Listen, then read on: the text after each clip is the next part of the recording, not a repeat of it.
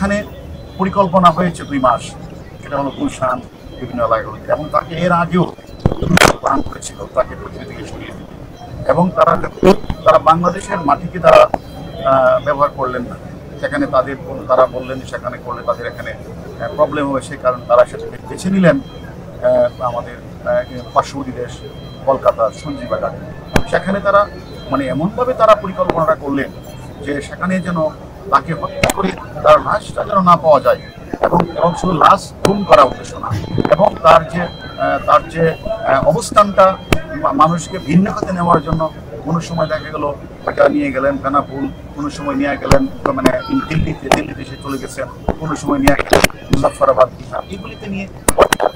আমাদের তদন্তকারী কর্মকর্তা বাংলাদেশ এবং কলকাতার তদন্তকারী কর্মকর্তাদের তাদেরকে ভিন্ন দিকে ধাবিত করার তাদের অনেক প্রচেষ্টা চলছিল। তাহলে এভাবে তারা একদম প্রি প্ল্যান ঠান্ডা মাথায় তারা কিন্তু এই অপরাধটি সংঘটিত করেছে।